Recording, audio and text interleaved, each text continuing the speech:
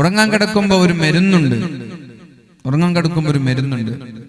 ആ മരുന്ന് കഴിച്ചാൽ അള്ളാഹു അസുഖങ്ങളിൽ നിന്ന് നമ്മെ തടയും. അസുഖങ്ങൾ ഉണ്ടാവില്ല. എന്താണ് ആ മരുന്ന്? പരിശുദ്ധ റസൂലുള്ളാഹി സ്വല്ലല്ലാഹു അലൈഹി വസല്ലമ തങ്ങൾ പറയാണ്, ബിസ്മില്ലാഹിർ റഹ്മാനിർ റഹീം, ഖുൽ ഹുവല്ലാഹു അഹദ് അല്ലാഹുസ് സമദ് ലം യലിദ് വലം യൂലദ് വലം യകുൽ ലഹു കുഫുവൻ അഹദ്.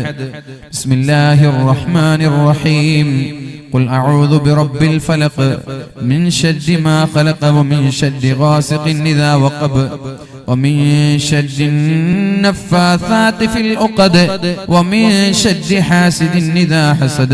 بسم الله الرحمن الرحيم، قل أعوذ برب الناس ملك الناس إله الناس من شر الوسواس الخناس الذي يوسوس في صدور الناس من الجنة والناس. എന്നുള്ള ഈ 3 സൂറത്തുകൾ നമ്മുടെ ബെഡിൽ ഇരുന്ന് നമ്മൾ പാരായണം ചെയ്ത് നമ്മുടെ കൈകളിലേക്ക് ഊതി എവിടെയൊക്കെയാണോ കൈകൾ എത്തുന്നത് അവിടേക്കൊക്കെ തടവിയാൽ 3 തവണ ഊതണം. ഒരു തവണ കൈയിലൂതി എവിടെയൊക്കെയാണോ കൈകൾ എത്തുന്നത് അവിടെയൊക്കെ തടവണം. രണ്ടാമതും ഊതണം, പിന്നെയും തടവണം. മൂന്നാമതും ഊതണം, പിന്നെയും തടവണം. ഇത് എല്ലാ ദിവസവും അള്ളാഹുവിന്റെ ഹബീബ് പഠിപ്പിച്ചു തന്നൊരു ദിക്റാണ്, ഒരു മരുന്നാണിത്. ഈ പരിശുദ്ധമായ 3 സൂറത്തുകൾ പാരായണം ചെയ്ത് കൈകളിലൂതി ശരീരത്തെ തടവുന്ന ആളുകൾക്ക് അല്ലാഹു മാരകമായ രോഗങ്ങളിൽ നിന്ന് സംരക്ഷണം നൽകുമെന്ന് മുഹമ്മദുർ റസൂലുള്ളാഹ്. രോഗം വന്നിട്ട് ചികിത്സിക്കുന്നതിനേക്കാളും നല്ലത് രോഗം വരാതെ നമ്മുടെ ശരീരത്തെ നമ്മൾക്ക് സംരക്ഷിക്കാം. രോഗം വന്നിട്ട് ഒരുപാട് മരുന്നുകൾ കഴിച്ച്, ഒരുപാട് ഗുളികകൾ കഴിച്ച്, ലക്ഷങ്ങൾ ഹോസ്പിറ്റലുകളിൽ കൊണ്ടുപോയി ഡോക്ടർമാർക്ക് നൽകി, ഒരുപാട് പ്രയാസങ്ങൾ അനുഭവിച്ച് അതിൽ നിന്ന് ശിഫ ലഭിക്കുന്നതിനേക്കാളും ശമനം ലഭിക്കുന്നതിനേക്കാളും നമ്മൾക്ക് നല്ലത് രോഗം വരാതെ നമ്മുടെ ശരീരത്തെ സംരക്ഷിക്കാം. അല്ലാഹു തൗഫീഖ് ചെയ്യട്ടെ.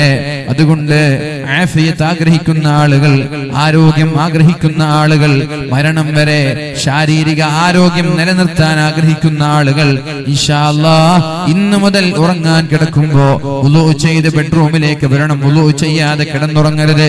വുളൂ ചെയ്ത് ബെഡ്റൂമിലേക്ക് കടന്നു വന്ന് നമ്മുടെ ബെഡിൽ കയറിയിരുന്നാൽ ഭാര്യയും ഭർത്താവും അതുപോലെ മക്കൾ, എല്ലാ ആളുകളും 10 വയസ്സ് മുതലുള്ള എല്ലാ ആളുകളും തന്റെ കൈകളിലേക്ക് ഒരു ശരീരമാസകലം ഒന്ന് തടവണം. കാരണം ഒരുപാട് രോഗങ്ങൾ കൊണ്ട് പ്രയാസപ്പെടുന്ന കാലമാണിത്. വ്യത്യസ്തമായ രോഗമാണ് പല ആളുകൾക്ക്. എന്താണ് രോഗത്തിന്റെ പേര് എന്ന് ഡോക്ടർമാർക്ക് അറിയാത്ത കാലമാണിത്. ഏത് മരുന്നാണ് നൽകേണ്ടതെന്ന് അറിയാത്ത കാലമാണിത്. എന്ത് നൽകിയാലാണ് സുഖപ്പെടുക? ലക്ഷങ്ങൾ ചെലവഴിച്ചിട്ടും ശിഫ ലഭിക്കാതെ ആയിരക്കണക്കിന് ആളുകൾ ലോകത്തോട് വിട പറഞ്ഞു പോകുമ്പോ ക്യാൻസർ രോഗം പടർന്ന് പന്തലിച്ചു കൊണ്ടിരിക്കുന്ന ഒരു കാലമാണ്. ഓരോ വീട്ടിലും ഒരു രോഗി. അതിന് പ്രത്യേകമായ ഭക്ഷണത്തിന്റെ കാരണങ്ങളൊന്നും പറഞ്ഞ് രക്ഷപ്പെടാൻ നമ്മൾക്ക് കഴിയില്ല. നമ്മൾ പറയും ജങ്ക് ഫുഡ് കഴിച്ചത് കൊണ്ടാണ് ക്യാൻസർ വരുന്നത് എന്ന്. എന്നാൽ എനിക്കറിയാം ഒരു സഹോദരിയെ, വീടിന്റെ സ്വന്തം പറമ്പത്തുണ്ടാക്കിയ പച്ചക്കറികൾ മാത്രം കഴിച്ച് ജീവിക്കുന്ന ഒരു സഹോദരിക്ക് ബ്രസ്റ്റ് ക്യാൻസർ ഉണ്ടായത് എനിക്കറിയാം. ഇന്നും ജീവിച്ചിരിപ്പുണ്ട്. അള്ളാഹു ശിഫ നൽകട്ടെ. അപ്പോ ജങ്ക് ഫുഡോ അല്ലെങ്കിൽ മറ്റുള്ള ഭക്ഷണങ്ങളുടെയൊക്കെ കാരണം പറഞ്ഞ് നമ്മൾ രക്ഷപ്പെടാൻ നോക്കണ്ട. അള്ളാഹുവിന്റെ പരീക്ഷണമാണിത്. അതുകൊണ്ട് നമ്മൾക്ക് ശക്തമായി ആത്മാർത്ഥമായി അള്ളാഹുവിനോട് ദുആ ചെയ്യാം. ഇത്തരം അസുഖങ്ങളിൽ നിന്ന് രക്ഷപ്പെടാൻ വേണ്ടി അള്ളാഹു നമ്മളെ രക്ഷപ്പെടുത്തട്ടെ. മാരകമായ സുഖങ്ങളിൽ നിന്ന് അള്ളാഹു നമ്മെ കാക്കുമാറാവട്ടെ. അപ്പൊ പ്രിയപ്പെട്ട സഹോദരങ്ങൾ, സഹോദരന്മാർ എല്ലാവരും രാത്രി ഉറങ്ങാൻ കിടക്കുമ്പോ എന്തു ചെയ്യണം? ഇങ്ങനൊരു ദിക്ർ ചൊല്ലി ശരീരമാസകലം ഒന്നൂതി തടവി ദുആ ചെയ്യണം. അള്ളാഹു നമ്മൾക്ക് എല്ലാവർക്കും ശിഫ നൽകി അനുഗ്രഹിക്കട്ടെ. അങ്ങനെ ആരോഗ്യം, മഗ്ഫിറത്ത്, ആരോഗ്യം വലിയ പ്രാധാന്യമുള്ള വിഷയമാണ്. ആ ആരോഗ്യത്തിന് വേണ്ടി നമ്മൾക്ക് എല്ലാവർക്കും ദുആ ചെയ്യണം. അതോടൊപ്പം നിങ്ങൾ എന്ത് സംഭാവന ചെയ്യുമ്പോഴും, എന്ത് സഹായം ചെയ്യുമ്പോഴും, എന്ത് സ്വതക്ക നൽകുമ്പോഴും നിങ്ങളുടെ മനസ്സിൽ നിങ്ങൾ നിയ്യത്ത് ചെയ്യേണ്ടത് എന്റെ ആരോഗ്യം എന്റെ മരണം വരെ നിലനിർത്തണമെന്നാണ്. അള്ളാഹു നിലനിർത്തി തരട്ടെ. അപ്പൊ ഞാൻ പറഞ്ഞു വന്നത്, നമ്മളൊക്കെ പല രീതിയിൽ സഹായിക്കുന്ന ആളുകളാണ്. ആ സഹായം ബക്കറ്റിലൂടെ, ബക്കറ്റ് പിരിവ് നൽകുന്ന ആളുകൾ, അതേപോലെ മറ്റുള്ള ആവശ്യങ്ങൾക്ക് വേണ്ടി ആരെങ്കിലും സഹായിക്കുമ്പോൾ പള്ളി, മദ്രസ, പിന്നെ ബിൽഡിങ്ങുകൾ, നല്ല കാര്യങ്ങൾക്ക്, പാവങ്ങൾക്ക് സഹായിക്കൽ, വീട് വെച്ചു കൊടുക്കൽ, എന്തായാലും ഇത്തരം സംഭാവനകൾ നമ്മൾ നൽകുമ്പോ ഇൻഷാ അല്ലാഹ് നമ്മൾക്ക് സർവശക്തനായ അള്ളാഹുവിനോട് മനസ്സിൽ ഒന്ന് മനമുരുകി അള്ളാഹുവിനോട് ദുആ ചെയ്യാം. മാരകമായ അസുഖങ്ങളിൽ നിന്ന് രക്ഷപ്പെടാൻ വേണ്ടി അള്ളാഹു ഇത്തരം അസുഖം ബാധിക്കുന്ന എല്ലാ ആളുകൾക്കും അള്ളാഹു പൂർണ്ണമായ ശിഫ നൽകി അനുഗ്രഹിക്കുകയും നമ്മെ, നമ്മുടെ കുടുംബങ്ങൾ, നമ്മെ സ്നേഹിക്കുന്ന സഹായിക്കുന്ന എല്ലാ ആളുകളെയും അള്ളാഹു റബ്ബ് സുബ്ഹാനഹു വ തആല ഇത്തരം അസുഖങ്ങളിൽ നിന്ന് അള്ളാഹു രക്ഷപ്പെടുത്തട്ടെ. അപ്പൊ നമ്മള് ഒരു രോഗിയെ സഹായിക്കാൻ വേണ്ടി നമ്മളൊരു തുക നൽകുമ്പോൾ നമ്മുടെ അസുഖം അള്ളാഹു ശിഫപ്പെടുത്തി തരും. അതുപോലെ മഹാനായ ഉമർ ഇബ്നുൽ ഖത്താബ് റളിയല്ലാഹു അൻഹു മദീന പള്ളി ഒരു പരിശുദ്ധമായ റമളാനിൽ മനോഹരമായി വർണ്ണാഭമായ വിളക്കുകൾ കൊണ്ട് അലങ്കരിക്കുകയുണ്ടായി. നമ്മളൊക്കെ റമളാൻ വരുമ്പോ നമ്മുടെ പള്ളികളൊക്കെ അലങ്കരിക്കും, നല്ല വെളിച്ചം, നല്ല ബൾബുകളൊക്കെ വെച്ച് ഡെക്കറേറ്റ് ചെയ്യും. അതേപോലെ ഉമർ തങ്ങൾ ഇത് ചെയ്തു. ഇത് മഹാനായ ഉമർ ഇബ്നുൽ ഖത്താബ് റളിയല്ലാഹു അൻഹു കാണുകയും അലി തങ്ങൾ കാണുകയും അലി തങ്ങൾ മഹാനായ ഉമർ ഇബ്നുൽ ഖത്താബ് റളിയല്ലാഹു അൻഹുവിനോട് ഒരു പ്രാർത്ഥന നടത്തുകയുണ്ടായി. നവ്വറല്ലാഹു ഖബ്റക യാ ഉമർ കമാ നവ്വർത മസാജിദ. നവ്വറല്ലാഹു ഖബ്റക യാ ഉമർ കമാ നവ്വർത മസാജിദ. അല്ലാഹുവേ, ഉമർ തങ്ങളെ, നിങ്ങൾ അല്ലാഹുവിന്റെ പള്ളിയെ പ്രകാശിപ്പിച്ചതുപോലെ അല്ലാഹു നിങ്ങളുടെ ഖബറിടത്തെ നീ പ്രകാശിപ്പിച്ചു തരട്ടെ. നിങ്ങൾ അല്ലാഹുവിന്റെ പള്ളിയെ പ്രകാശിപ്പിച്ചതുപോലെ അല്ലാഹു നിങ്ങളുടെ ഖബറിടത്തെ പ്രകാശിപ്പിച്ചു തരട്ടെ എന്ന് മഹാനായ അലി ഇബ്നു അബീ ത്വാലിബ് റളിയല്ലാഹു അൻഹു ദുആ ചെയ്തിട്ടുണ്ട്. ഞാൻ ഇവിടെ പറയാൻ കാരണം നമ്മുടെ അഷ്റഫ് കാക്ക ഖബർ എന്ന് കേൾക്കുമ്പോൾ വലിയ പേടിയാണ്. അഷ്റഫ് കാക്ക ഖബർ എന്ന് കേൾക്കുമ്പോൾ വലിയ പേടിയാണ്. അപ്പൊ ഖബറിന്റെ ഇരുട്ട് താഴേതാൽ ഇരുട്ടാണല്ലോ. അപ്പൊ മുകളിലുള്ള ദുആ ചെയ്യാൻ വരുന്ന ആളുകൾക്കും കൂടി ഇരുട്ടായി പേടിപ്പിക്കണ്ട എന്ന് വിചാരിച്ച് മൂപ്പര് അവിടെ ലൈറ്റ് വെച്ചു. ഖബർ മൊത്തം വെളിച്ചാക്കി. എങ്ങനെങ്കിലും ഖബർ പേടിയായതുകൊണ്ടും ഖബർസ്ഥാൻ പേടിയായതുകൊണ്ടും അവിടെ മൊത്തം ലൈറ്റൊക്കെ വെച്ചു, അവിടെ പ്രകാശിപ്പിച്ചു എന്നാണ്. അപ്പൊ ഞാനിത് പല സ്ഥലത്തും പറയാറുണ്ട്. മൂപ്പര് ആദ്യമായിട്ട് കേൾക്കുന്നതായിരിക്കും. പല സ്ഥലത്തും ഇത് പറയാറുണ്ട്. ഇങ്ങനെ ഒരു സഹോദരൻ, ഖബർ കാണുമ്പോൾ പേടിക്കുന്ന ഒരു സഹോദരൻ ഉണ്ടായിരുന്നു. അപ്പൊ ഖബർ പേടി വരാതിരിക്കാൻ വേണ്ടിയിട്ട് മുഴുവനും ലൈറ്റ് വെച്ചു കൊടുത്തു. ഖബറാളികൾക്ക് വെളിച്ചം കെട്ടിട്ടെന്നായിരിക്കും ഉദ്ദേശം. ഏതായാലും അങ്ങനെ പ്രകാശിപ്പിച്ച അദ്ദേഹത്തിന്റെ ഖബറിടത്തെയും അല്ലാഹു പ്രകാശിപ്പിച്ചു കൊടുക്കട്ടെ എന്ന് ഞാൻ ദുആ ചെയ്യാറുണ്ട്. അപ്പൊ ഞാൻ പറഞ്ഞു വരുന്നത്, നമ്മൾ ഏതൊരു ഫീൽഡിലേക്കാണ് ഉദ്ദേശിക്കുക, സ്വതക്ക ചെയ്യുന്ന സമയത്ത് എന്തൊരു ഫീൽഡാണ് നമ്മുടെ മനസ്സിൽ ഉദ്ദേശമുള്ളത്, ആ ഭാഗങ്ങൾ നമ്മൾ പ്രത്യേകം മനസ്സിൽ കരുതുക. ഉദാഹരണം, ഒരു രോഗിയെ സഹായിക്കുകയാണെങ്കിൽ ആ രോഗിക്ക് എന്തെങ്കിലും കൊടുക്കുമ്പോൾ അല്ലാഹുവേ, എനിക്ക് ഇത്തരം അസുഖങ്ങൾ നീ തരല്ലേ അല്ലാ. ഒരു വീടെടുക്കാൻ വേണ്ടി സഹായിക്കുമ്പോൾ അല്ലാഹുവേ, എനിക്ക് ഇങ്ങനെ ഒരു പ്രതിസന്ധി നീ തരല്ലേ റബ്ബേ.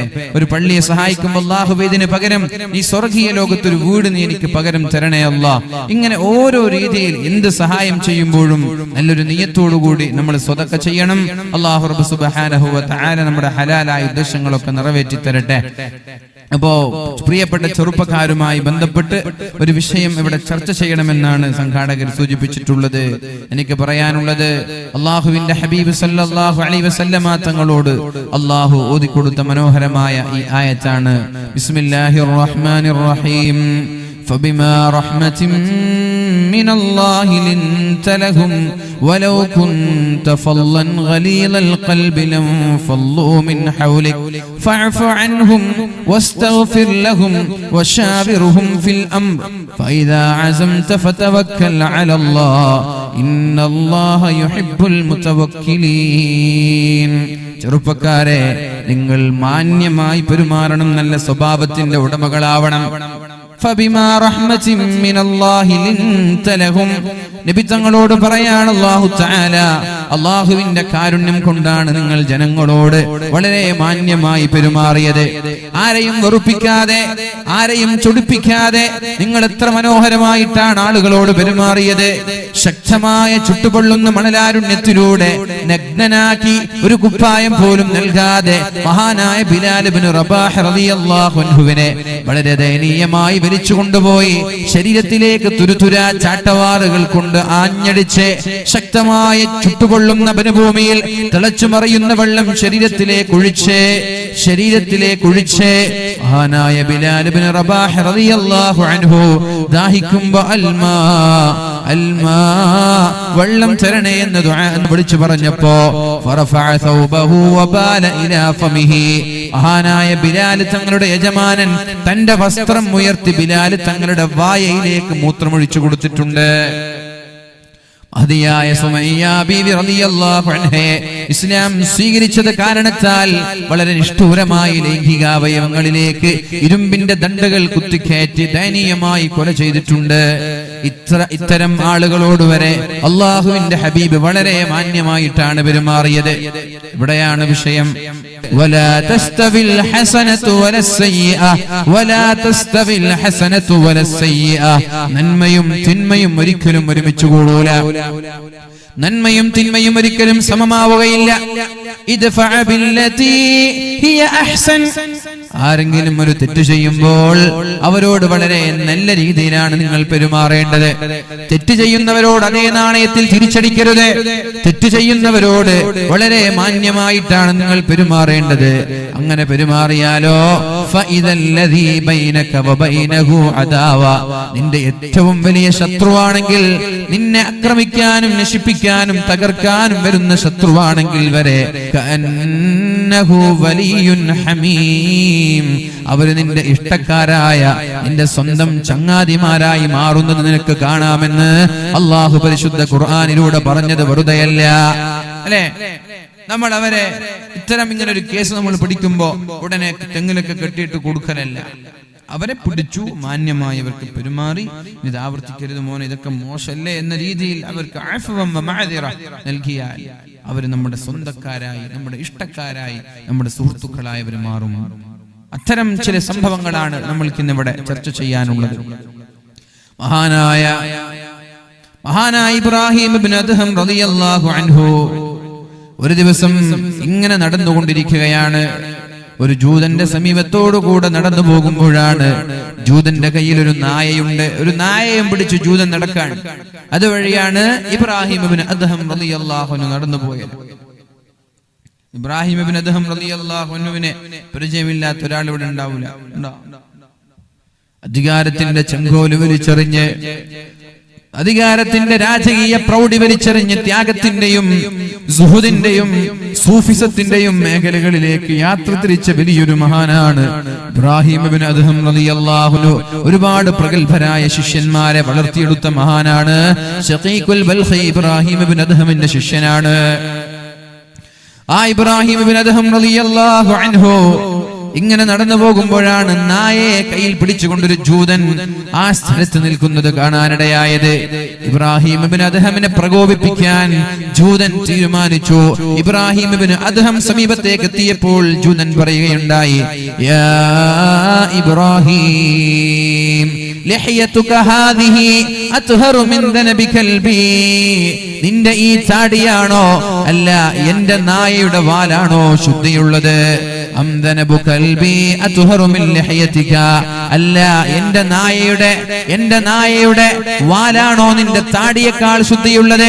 നിന്റെ താടിക്കാണോ അല്ല എന്റെ നായയുടെ വാലിനാണോ ശുദ്ധിയുള്ളത് എന്ന് മഹാനായ ഇബ്രാഹിം ഇബ്നു അദ്ഹം റളിയല്ലാഹു അൻഹുവിന്റെ മുഖം നോക്കി, താടി നോക്കി പറഞ്ഞപ്പോൾ ഇബ്രാഹിം ഇബ്നു അദ്ഹം റളിയല്ലാഹു അൻഹു ഉടനെ തന്നെ മറുപടി പറഞ്ഞത്, കുൻതു മിൻ അഹ്ലിൽ ജന്ന ഫഇന്ന ലഹിയതി അത്ഹറു മിൻ കൽബിക വഇൻ കുൻതു മിൻ അഹ്ലിൻ നാർ ഫദനബു കൽബിക അഫ്ളലു മിൻ ലഹിയതി.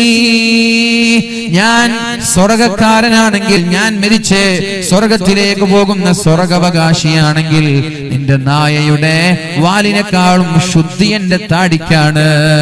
ഇനി ഞാൻ നരകക്കാരനാണെങ്കിൽ, ഞാൻ ചമ്മാടികളിൽപ്പെട്ട് ഏറ്റവും നിന്ദ്യരായി നരകത്തിലേക്ക് പോകേണ്ട ആ പാപികളിൽപ്പെട്ട ആളാണെങ്കിൽ എന്റെ താടിയല്ല, നിന്റെ നായയുടെ വാലാണ് ശുദ്ധിയുള്ളത്, എന്റെ താടിയേക്കാളും ശുദ്ധി നിന്റെ നായയുടെ വാലിനാണ് എന്ന് മഹാനായ ഇബ്രാഹിം ഇബ്നു അദ്ഹം റളിയല്ലാഹു അൻഹു മറുപടി പറഞ്ഞപ്പോ, അഥവാ സ്വർഗ്ഗക്കാരൻ ഉയർന്നവനാണ്, എനിക്കല്ല പ്രസക്തി, ഞാനൊരു സ്വർഗ്ഗക്കാരനാണെങ്കിൽ എനിക്ക് പ്രസക്തിയുണ്ട്, ഞാൻ നരകക്കാരനാണെങ്കിൽ എനിക്കൊരു പ്രസക്തിയുമില്ല, നിന്റെ നായേക്കാളും ഞാൻ മോശമാണ് എന്നാണ് മഹാനായ ഇബ്രാഹിം ഇബ്നു അദ്ഹം റളിയല്ലാഹു അൻഹു പറഞ്ഞത്. ഞാൻ ചോദിക്കട്ടെ, നമ്മൾ ഇങ്ങനെ നടന്നു പോകുമ്പോൾ ഏതെങ്കിലും ഒരാൾ മുമ്പിലേക്ക് വന്നിട്ട് നീ നായേക്കാളും മോശമാണെന്ന് പറഞ്ഞാൽ നമ്മൾ സഹിച്ചു നിൽക്കുമോ, മിണ്ടാതിരിക്കുമോ? ഏത് രീതിയിലാണ് നമ്മൾ പ്രതികരിക്കുക? നമ്മൾ ഇങ്ങനെ ടൗണിലേക്ക് പോകുമ്പോ ഏതെങ്കിലും ഒരാൾ നായം പിടിച്ചു വന്നിട്ട് നിന്റെ മോന്തേക്കാളും ഭംഗി എന്റെ നായയുടെ മുഖത്തിനുണ്ടെന്ന് പറഞ്ഞാല് മാഷാ അല്ലാഹ് ഉഷാറായി എന്ന് പറയോ? നമ്മൾ എന്താ പറയാ? എന്തെങ്കിലും തിരിച്ചതേപോലെ ചീത്ത വിളിച്ച് നമ്മൾ ഇവിടുന്ന് സ്ഥലം വിടുന്നു. ഇബ്രാഹിം ഇബ്നു പറഞ്ഞത് ശരിയാണ്, നരകക്കാരനാണെങ്കിൽ എന്റെ താടിയേക്കാളും നല്ലത് നിന്റെ നായുടെ വാലാണ്. അപ്പോഴേക്കും ജൂതനായ ആള് പറഞ്ഞു, ഹാദിഹി അഖ്ലാഖുൻ നുബുവ, ഇതൊരു പ്രവാചകന്റെ സ്വഭാവമാണ്, പ്രവാചകന്മാരുടെ സ്വഭാവമാണിത്. വഅന അശ്ഹദു അല്ലാ ഇലാഹ ഇല്ലല്ലാഹ് വഅശ്ഹദു അന്ന മുഹമ്മദർ റസൂലുള്ളാഹ്, ഞാൻ അല്ലാഹുവിനെ കൊണ്ട് വിശ്വസിക്കുകയാണ്, ഞാൻ മുഹമ്മദ് നബിയെ കൊണ്ട് വിശ്വസിക്കുകയാണ് സല്ലല്ലാഹു അലൈഹി വസല്ലം എന്ന് പറഞ്ഞ് ഇസ്ലാമിലേക്ക് കടന്നു വന്നത് മഹാനായ ഇബ്രാഹിം ഇബ്നു അദ്ഹം റളിയല്ലാഹു അൻഹുവിന്റെ മാന്യമായ സ്വഭാവമാണ്. നേരെ മറിച്ച് അവിടെ മോശമായി പെരുമാറിയിരുന്നെങ്കിൽ ഈ ഒരാൾക്ക് ഇസ്ലാമിനെ കുറിച്ച് വ്യക്തമായി മനസ്സിലാക്കാൻ സാധിക്കുമായിരുന്നോ? ഇനി നമ്മൾ ആലോചിക്കേണ്ടത്, ഇത്തരം അവസരങ്ങൾ നമ്മൾക്കുണ്ടായിട്ടില്ലേ? പല മതസ്ഥരിൽ നിന്ന്, അന്യമതസ്ഥരിൽ നിന്നൊക്കെ സ്കൂളിൽ പഠിക്കുമ്പോ, ജോലി ചെയ്യുമ്പോ, ഗൾഫ് രാജ്യങ്ങളിൽ നിന്നൊക്കെ പലപ്പോഴും കാണാറുണ്ട് കഅബയെ അവഹേളിക്കുന്നവർ, മുഹമ്മദ് നബിയെ സല്ലല്ലാഹു അലൈഹി വസല്ലം തങ്ങൾ അവഹേളിക്കുന്നവർ, പള്ളിയെ അവഹേളിക്കുന്നവരെ, അള്ളാഹുവിനെ അവഹേളിക്കുന്ന ആളുകൾ. അത്തരം ആളുകളെ തെരഞ്ഞു പിടിച്ചു കൊണ്ടുപോയി 10-15 ആളുകൾ കൂട്ടം കൂടി വളരെ നിഷ്ഠൂരമായി അടിക്കുന്ന വീഡിയോകളൊക്കെ കാണാറുണ്ട്. ചെയ്യരുത്, ചെയ്യരുത്. ഇത്തരം ഈ ആളുകളോട് വളരെ മാന്യമായി പെരുമാറി മഹാനായ ഇബ്രാഹിം ഇബ്നു അദ്ഹം റളിയല്ലാഹു അൻഹു കാണിച്ചു തന്ന ഈ ഒരു വഴിയിലൂടെ പെരുമാറിയിരുന്നെങ്കിൽ അവർക്കും ഇസ്ലാമിന്റെ വെളിച്ചം എത്തുമായിരുന്നില്ലേ? നമ്മുടെ മോശപ്പെട്ട സ്വഭാവം കാരണത്താൽ എത്ര പേരാണ് ഇസ്ലാം മനസ്സിലാകാതെ ഇസ്ലാമിന്റെ ശത്രുക്കളായി മാറിയത്. അതിന് പകരം നല്ല സ്വഭാവക്കാരായാൽ അവരുടെ ആ വൈരാഗ്യം മാറ്റിവെച്ച്, അവരുടെ വെറുപ്പ് മാറ്റിവെച്ച്, ഇസ്ലാം സത്യമാണ്, ഇസ്ലാം സൽസ്വഭാവക്കാരാണ്, മുസ്ലിമീങ്ങൾ കുഴപ്പക്കാരല്ല, മുസ്ലിമീങ്ങളുടെ ഭാഗത്ത് കുഴപ്പമില്ല എന്ന് അവർ ചർച്ച ചെയ്യുമായിരുന്നില്ലേ? അവരിങ്ങോട്ട് വന്നില്ലെങ്കിലും അവർ ഇസ്ലാമിനെ ഭവ്യതയോടെ കാണുമായിരുന്നില്ലേ? നമ്മുടെ മോശപ്പെട്ട സ്വഭാവം കൊണ്ട് ഒരുപാട് ആളുകൾക്ക് ഇസ്ലാം എത്തിച്ചു കൊടുക്കുന്നതിൽ നിന്ന് നമ്മൾ മാറി നിന്നിട്ടില്ലയോ മുഅ്മിനേ? ചെറുപ്പക്കാരാ, ഇത്തരം വീഴ്ചകൾ നമ്മൾക്ക് വന്നിട്ടില്ലേ? നമ്മൾ ആലോചിക്കേണ്ടേ അല്ലേ? നമ്മൾ കാരണം എത്ര ആളുകൾക്ക് ഈ ഒരു സത്യം മനസ്സിലാവാതെ പോകുന്നുണ്ട്. ഇതിനൊക്കെ അല്ലാഹുവിനോട് സമാധാനം പറയേണ്ടയോ? അല്ലാഹു പറഞ്ഞത്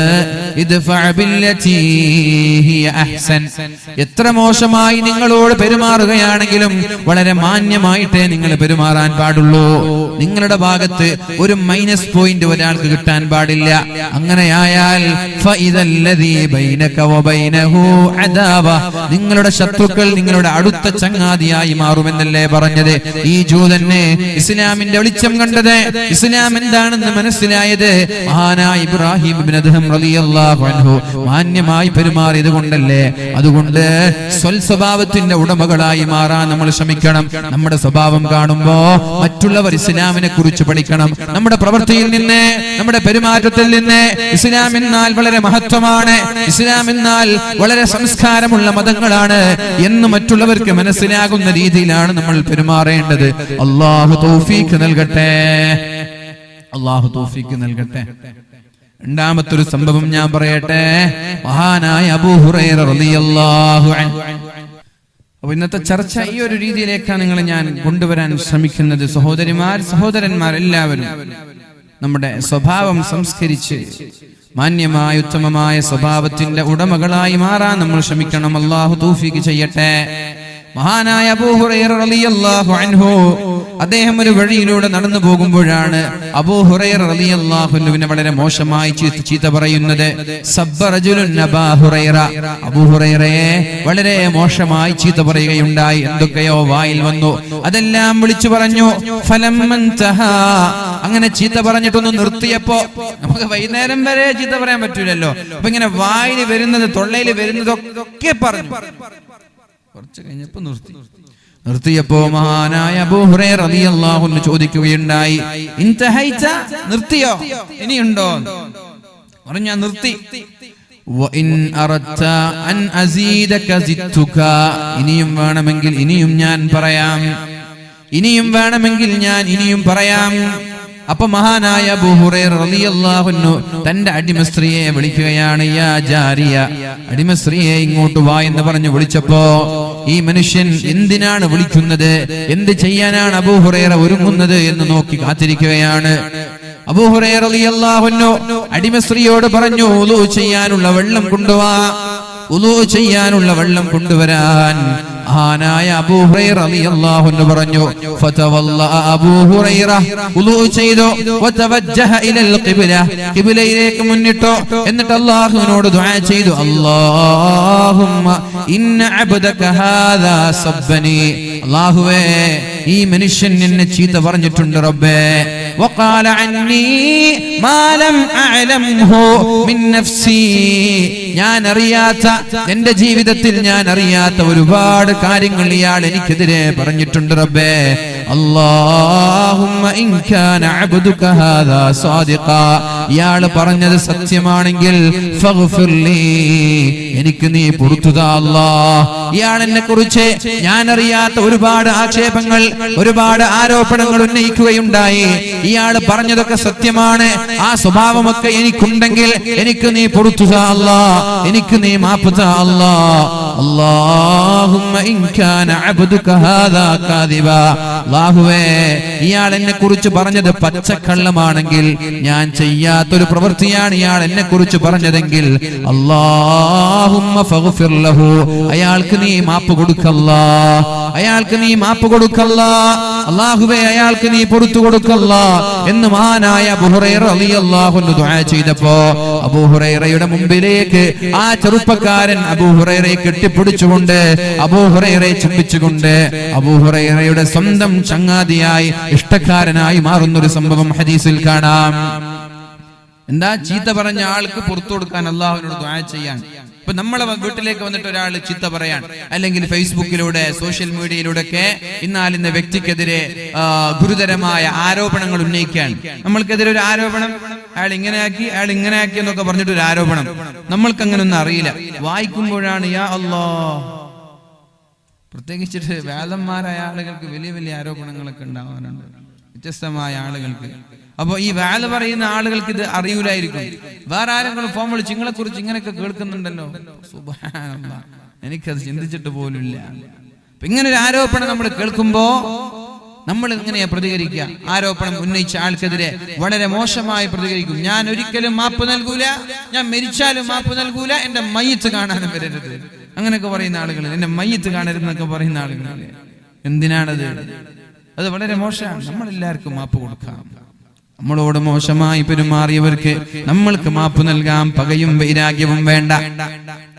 അബൂ ഹുറൈറ റളിയല്ലാഹു അൻഹു ആരോപിച്ച ആൾ അയാളുടെ മുമ്പിൽ വെച്ചാണ് ദുആ ചെയ്യുന്നത്, അല്ലാഹുവേ ഇയാൾ എന്നെ കുറിച്ച് പറഞ്ഞത് സത്യമാണെങ്കിൽ എനിക്ക് നീ പുറത്തുതാ. അഥവാ എന്നിൽ അയാൾ പറയുന്നതുണ്ട്, അയാൾ എന്നെ കുറിച്ച് ആരോപിക്കുന്നത് സത്യമാണെങ്കിൽ എനിക്ക് ആ സ്വഭാവമുണ്ട്, അതുകൊണ്ട് എനിക്ക് നീ പുറത്തു തരണം. ഇനി അയാൾ എന്നെ കുറിച്ച് പറയുന്നത് കള്ളമാണ്, എനിക്ക് അങ്ങനെ ഒരു സ്വഭാവം ഇല്ല എങ്കിൽ അയാൾക്ക് നീ പുറത്തു കൊടുക്ക് റബ്ബേ, അയാൾക്ക് നീ മാപ്പ് നൽകല്ലാ.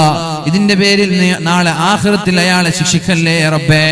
അഥവാ ദുനിയാവിൽ നാളെ ആഖിറത്തിൽ എത്തുമ്പോൾ നമ്മൾ മറ്റൊരാളെ ആക്ഷേപിച്ചത് കാരണം, മറ്റൊരാളെ ചീത്ത പറഞ്ഞത് കാരണം, മറ്റൊരാളുടെ അഭിമാനം പിച്ചു ചീന്തിയത് കാരണം, ഒരാളുടെ സമ്പത്ത് അപഹരിച്ചത് കാരണത്താലൊക്കെ നാളെ അല്ലാഹു സ്വർഗം നൽകാതെ നമ്മളെ തടഞ്ഞു വെക്കാൻ സാധ്യതയുണ്ട്. പരിശുദ്ധ റസൂലുള്ളാഹി സ്വല്ലല്ലാഹു അലൈഹി വസല്ലം കരഞ്ഞുകൊണ്ടും ചിരിച്ചുകൊണ്ടും പറഞ്ഞ രണ്ട് ഹദീസുകൾ കാണാം. ആദ്യം ചിരിക്കുകയും പിന്നെ കരയുകയും ചെയ്തു അല്ലാഹുവിന്റെ ഹബീബ് മഹാനായ അബൂ ഹുറൈറ മഹാനായ ഉമർ ഇബ്നുൽ ഖത്താബ് റളിയല്ലാഹു അൻഹു ചോദിക്കുകയുണ്ടായി, എന്തിനാണ് നബിയെ നിങ്ങൾ ചിരിച്ചത്? ഒരു സദസ്സിൽ സ്വഹാബാക്കളും മഹാനായ അല്ലാഹുവിന്റെ ഹബീബ് സ്വല്ലല്ലാഹു അലൈഹി വസല്ലം തങ്ങളും ഇരിക്കുന്ന ഒരു സദസ്സിൽ നബി തങ്ങൾ വെറുതെ ചിരിച്ചപ്പോ, മുൻപല്ലുകൾ കാണിച്ചുകൊണ്ട് ചിരിച്ചപ്പോ ഉമർ തങ്ങൾ ചോദിച്ചു, എന്തിനാണ് നബിയെ നിങ്ങൾ ചിരിച്ചത്? അപ്പോഴാണ് അല്ലാഹുവിന്റെ ഹബീബ് പറഞ്ഞത്, ഞാൻ നാളെ ആഖിറത്തിലെ ഒരു രംഗം കാണാനിടയായി. എന്റെ സമുദായത്തിലെ 2 ചെറുപ്പക്കാര് അല്ലാഹുവിന്റെ മുമ്പിലേക്ക് മുട്ടിലൂടെ ഇഴഞ്ഞു വരുന്ന 2 ചെറുപ്പക്കാരെ കാണാനിടയായി. ആ 2 ചെറുപ്പക്കാരും അല്ലാഹുവിന്റെ മുമ്പിലേക്ക് എത്തിയപ്പോൾ ഒരാൾ അല്ലാഹുവിനോട് പറയാണ്, അല്ലാഹുവേ, ഇയാൾ എനിക്കെതിരെ ആരോപണം ഉന്നയിച്ച ആളാണ്, ഇയാൾ ദുനിയാവിലിരിക്കുമ്പോ എന്നെ ഇൻസൾട്ട് ചെയ്ത ആളാണ്, എന്നെ ചീത്ത പറഞ്ഞ ആളാണ്, എനിക്കെതിരെ ഗുരുതരമായ ആരോപണങ്ങൾ ഉന്നയിച്ച ആളാണ്, അതുകൊണ്ട് ഇയാളിൽ നിന്ന് എനിക്ക് പ്രതികാരമെടുക്കണം റബ്ബേ, ഇയാളിൽ നിന്ന് എനിക്ക് പ്രതികാരമെടുക്കണം അല്ലാ. അപ്പോൾ അല്ലാഹു പറഞ്ഞു, അയാളിൽ നിന്ന് പ്രതികാരമെടുക്കാൻ അയാളിൽ ഒരു നന്മ പോലും ബാക്കിയില്ലല്ലോ, ഒരു നന്മ പോലും ബാക്കിയില്ലാത്ത അയാളിൽ നിന്ന് എങ്ങനെയാണ് പ്രതികാരമെടുക്കുക? പ്രതികാരം എന്ന് പറഞ്ഞാൽ അയാളുടെ നന്മയെടുത്ത് നിങ്ങൾക്ക് നൽകലല്ലേ, അയാളിൽ ഒരു നന്മ പോലും ബാക്കിയില്ല, പിന്നെ എങ്ങനെയാണ് പ്രതികാരമെടുക്കേണ്ടത്? അപ്പോഴാണ് ആ മനുഷ്യൻ പറഞ്ഞത്, എന്നാൽ അല്ലാഹുവേ, ഞാൻ ജീവിതത്തിൽ ചെയ്ത ഒരുപാട് തെറ്റുകളുണ്ട്, ഞാൻ എന്റെ ജീവിതത്തിൽ ചെയ്ത ഹറാമുകളുണ്ട്, ഈ ഹറാമുകൾ കാരണത്താലാണല്ലോ എനിക്ക് സ്വർഗം തടയപ്പെടുന്നത്, ഞാൻ ചെയ്ത ഹറാമുകൾ, ഞാൻ ചെയ്ത തെറ്റുകൾ അയാൾക്ക് കൊടുക്കു റബ്ബേ. ഇത് പറയുമ്പോൾ അല്ലാഹുവിന്റെ ഹബീബ് കരഞ്ഞുവത്രേ. ഹബീബിന്റെ കൺതടങ്ങൾ നിറഞ്ഞു, താടിരോമങ്ങൾ നനഞ്ഞു. എന്തേ കരഞ്ഞത്? എന്നിട്ട് പറഞ്ഞു, സ്വഹാബ, അവിടുത്തെ കാര്യം വളരെ കഷ്ടമാണ് സ്വഹാബ, അവിടെ എങ്ങനെയെങ്കിലും രക്ഷപ്പെടാൻ വേണ്ടി ശ്രമിക്കുന്ന സമയമാണ്, സ്വന്തം തിന്മകൾ മറ്റൊരാളുടെ തലയിലിട്ട് എങ്ങനെയെങ്കിലും രക്ഷപ്പെടാൻ ആളുകൾ ആഗ്രഹിക്കുന്ന സമയമാണ് സ്വഹാബ, അവിടുത്തെ കാര്യം വളരെ ഗൗരവമാണ് സ്വഹാബ എന്ന് അല്ലാഹുവിന്റെ ഹബീബ് മുഹമ്മദുർ റസൂലുള്ളാഹി സ്വല്ലല്ലാഹു അലൈഹി വസല്ലമ തങ്ങൾ പറഞ്ഞു കരയുകയുണ്ടായി. എന്നിട്ട് പറയാണ്, അപ്പോഴാണ് അല്ലാഹു തആല എന്റെ തെറ്റെടുത്ത്, എന്റെ ഹറാമുകളെടുത്ത്, എന്റെ ദോഷങ്ങളെടുത്ത് അയാൾക്ക് കൊടുക്കണമെന്ന് പറഞ്ഞപ്പോ അല്ലാഹു പറയാണ്, പൊന്നുമോനെ, ആകാശത്തേക്ക് മുകളിലേക്കൊന്ന് നോക്കൂ മോനെ, മുകളിലേക്ക് നോക്കണം. അപ്പോൾ അയാൾ മുകളിലേക്ക് നോക്കാനിടയായി. മനോഹരമായ സ്വർണ്ണത്താലുള്ളൊരു മൈതാനം, മനോഹരമായ സ്വർണ്ണത്താലുള്ളൊരു മൈതാനം, ആ മൈതാനത്തിൽ നിറയെ സ്വർണ്ണത്താലുള്ള കൊട്ടാരങ്ങൾ, ആ കൊട്ടാരങ്ങളെ അലങ്കരിച്ചിരിക്കുന്നത് മനോഹരമായ രത്നങ്ങൾ കൊണ്ടും പവിഴങ്ങൾ കൊണ്ടും മുത്തുകൾ കൊണ്ടുമാണ്. ആ മനോഹരമായ സ്വർണ്ണത്താലുള്ള മൈതാനം കണ്ടപ്പോ ഈ മനുഷ്യൻ അല്ലാഹുവിനോട് ചോദിക്കുകയാണ്, അല്ലാഹുവേ, അല്ലാഹുവേ, ആർക്കാണ് ആ സ്വർഗം നീ ഒരുക്കി വെച്ചിട്ടുള്ളത്? ഏത് പ്രവാചകനാണ്? ഏത് സ്വഹാബിക്കാണ്? ഏത് രക്തസാക്ഷിക്കാണ് റബ്ബേ? അപ്പോഴാണ് അല്ലാഹു പറയുന്നത്, ഇത് പ്രവാചകനല്ല, ഇത് സ്വഹാബിക്കല്ല, ഇത് രക്തസാക്ഷിക്കല്ല, ഇത് അല്ലാഹുവിന്റെ ഔലിയാക്കൾക്കുമല്ല. ആരാണോ ഇതിന്റെ വില നൽകുന്നത്, ആരാണോ ഇതിന്റെ വില നൽകുന്നത്, ഇത് കച്ചവടം ചെയ്യാൻ വേണ്ടി വെച്ചതാണ്, ഇതിന്റെ വില നൽകുന്ന ആളുകൾക്ക് ഞാൻ ഈ മനോഹരമായ സ്വർഗത്തിലെ സ്വർണ്ണത്താലുള്ള പട്ടണം നൽകുമെന്ന് പറഞ്ഞപ്പോ ആ മനുഷ്യൻ ചോദിച്ചു, അല്ലാഹുവേ, അതിന്റെ വില എന്താണ് റബ്ബേ? ഞാൻ വില തന്നാൽ എനിക്കും തരുമോ? എന്താണ് ഇതിന്റെ വില? അപ്പോൾ അല്ലാഹു പറഞ്ഞു, നിനക്കും അത് വാങ്ങിക്കാം, പക്ഷേ അതിന്റെ വില എന്ത്? അതിന്റെ വില അല്ലാഹു പറഞ്ഞു കൊടുക്കുകയാണ്. ആരിൽ നിന്നാണോ നീ പ്രതികാരം വേണമെന്ന് പറയുന്നത്, നിന്റെ നാട്ടിൽ ആക്രമിച്ചതിന്റെ പേരിൽ, നിന്നെ ചീത്ത പറഞ്ഞതിന്റെ പേരിൽ, നിനക്കെതിരെ ഗുരുതരമായ ആരോപണങ്ങൾ ഉന്നയിച്ചതിന്റെ പേരിൽ, ദുനിയാവിൽ നിന്നോട് മോശമായി പെരുമാറിയതിന്റെ പേരിൽ അയാളിൽ നിന്ന് പ്രതികാരമെടുക്കാൻ നിന്റെ തെറ്റുകൾ എടുത്ത് അയാൾക്ക് കൊടുക്കണമെന്ന് പറയുന്നില്ലേ? അയാൾക്ക് നീ മാപ്പ് നൽകാൻ തയ്യാറായാൽ ആ മാപ്പാണ് ആ സ്വർഗത്തിന്റെ വില. അയാൾക്ക് മാപ്പ് കൊടുത്താൽ നിനക്ക് സ്വർഗം കിട്ടുമെന്ന് അല്ലാഹു പറഞ്ഞപ്പോ ഈ ചെറുപ്പക്കാരൻ പറഞ്ഞു, എന്നാൽ റബ്ബേ, എന്റെ തെറ്റ് അയാൾക്ക് കൊടുക്കണ്ട, അയാളുടെ നന്മ എനിക്കും വേണ്ട, അയാൾക്ക് ഞാൻ മാപ്പ് കൊടുത്തു എന്ന് പറഞ്ഞപ്പോ അല്ലാഹു ഈ മനുഷ്യനോട് പറയാണ്, എന്നാൽ അയാളുടെ കൈയും പിടിച്ച് 2 പേരും ആ സ്വർഗത്തിലേക്ക് പോയിക്കോ എന്ന് പറഞ്ഞ് 2 പേരെയും അല്ലാഹു നാളെ സ്വർഗത്തിലേക്ക് കൊണ്ടുപോകുമെന്ന് മുഹമ്മദുർ റസൂലുള്ളാഹി. എന്താണ്? തെറ്റ് ചെയ്ത ഒരാൾക്ക് മാപ്പ് കൊടുത്തതിന്റെ പേരിൽ അല്ലാഹു സ്വർഗം നൽകുകയാണ് ആഖിറത്തിൽ വെച്ച്.